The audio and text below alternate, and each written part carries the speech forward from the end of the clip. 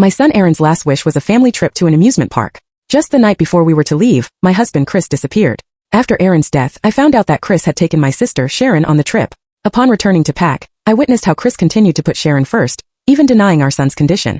I realized how I felt and I left. I wanted to make him feel sorry for himself. After handling the funeral alone, I discovered Chris in a photo on my sister Sharon Instagram post. The caption read, "I said I wanted to see the snow, and you took me thousands of miles just to find it." I maintained my composure, packing my belongings without a tear or outburst. Then Chris cried begging me not to go. It wasn't surprising that Chris would drop everything for Sharon. I was never the exception with him. He labeled me as someone who would do anything to climb the social ladder. How could I compare to his eternal beloved? I returned from the cemetery to the villa, our supposed marital home. Yet Chris rarely set foot here. It was more of a shared residence with Aaron. Aaron's presence was evident everywhere. I wept as I began clearing away the traces of our life. Together every remembrance of Aaron and me had to go. Dragging my suitcase downstairs I ran into Chris. He was carrying Sharon into the house. His face was etched with concern. He brushed past me, treating me like a stranger under the same roof. His eyes never even glanced my way. I had grown accustomed to this. With Sharon around I was invisible to him.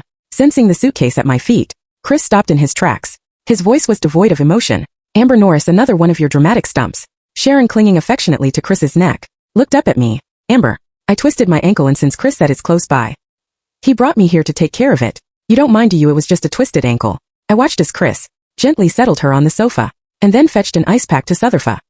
He treated her as if she were made of glass. Once when a car accident left me with a broken leg, requiring a family member's signature for surgery, I reached out to him. His response was cold and detached. "A broken leg isn't life or death. Why bother me?" Yet he was the only family I had left. He refused to sign the papers, so I had to drag things out. I troubled a friend who had the time. Love and its absence were always evident. I finally said, "Chris, as you wish, we're done, broken up." I almost slipped and mentioned divorce. After all, we only had a hurried wedding ceremony. We didn't even get a marriage license. Chris thought I was jealous of Sharon. Didn't even look up. "What now? Do you change your tactics? You think you can't threaten me with your son, so now you're using yourself as leverage." A year ago Aaron was diagnosed with brain cancer. Since then, he has received countless critical illness notices. He desperately called, longing for a glimpse of Chris. But Chris never visited him, so he thought I was using Aaron to gain sympathy and manipulate him. After a decade of shared life, this was how little he thought of me. I wipe away my tears. "Think what you want. I'm leaving." I started to leave with my luggage. Sharon interjected. "Chris, I heard you planned to take Aaron to Disneyland. You didn't cancel back for the mountain trip with me, did you?" Amber is upset. Chris soothingly replied, "Don't worry. There are priorities. We can go to Disneyland anytime. But once the snow melts, we won't be able to see it like this." Hearing this I scoffed coldly. Ignoring them I dragged my suitcase out. Chris seemed to sense something was off. He rushed forward and grabbed my hand, his voice laced with frustration. "It's the middle of the night and you insist on." He saw my swollen eyes and paused. "Is missing a trip to Disneyland really worth crying over like this?" My eyes must have been crying themselves raw, for I saw a hint of pity in his gaze. "Let me clear my schedule next month, and I'll take Aaron then." "Okay, next month." What next month did Aaron have? If only he cared a bit more about our son, he wouldn't say such foolish things. I pulled my hand away. "No need." Chris stared at his empty palm, momentarily stunned. He never expected the person who used to cling to him would now avoid him, like the plague. Snapping back to reality, he tried to catch up, but Sharon grabbed his arm. "Chris, it's all my fault. Even though I knew Aaron was faking his illness, I shouldn't have competed with a child for your attention. Now it's made Amber angry at me. Faking illness."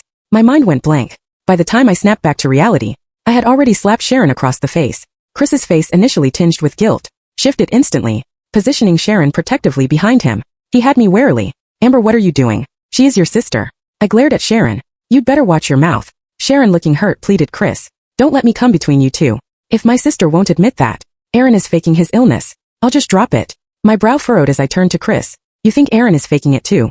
He remained silent, looking around. Aaron was nowhere to be seen. With a calm tone Chris asked, "Where did you whisk him off to again?" He clearly didn't believe me. If only he would come home, he'd see the table covered in medications and medical records. Yet he never returned. I remember when Aaron knew he didn't have much time left. He wanted one last family trip to Disneyland. I had begged Chris, even going so far as to kneel before him. In the end I clung to his pants, promising that this would be the last time I would ever bother him. I was willing to set him free. At that moment he looked down at me, slightly stunned, his eyes filled with both joy and complexity. "You mean that?" "Yes," I murmured, closing my eyes as tears streamed down. "Chris was the child I found by the riverbank when we were little. I pleaded with my parents to adopt him. He became my brother." Chris stared at his empty palm, momentarily stunned. He never expected the person who used to cling to him would now avoid him, like the plague. Snapping back to reality, he tried to catch up, but Sharon grabbed his arm. "Chris, it's all my fault. Even though I knew Aaron was faking his illness, I shouldn't have competed with a child for your attention." Now it's made Amber angry at me. Faking illness. My mind went blank.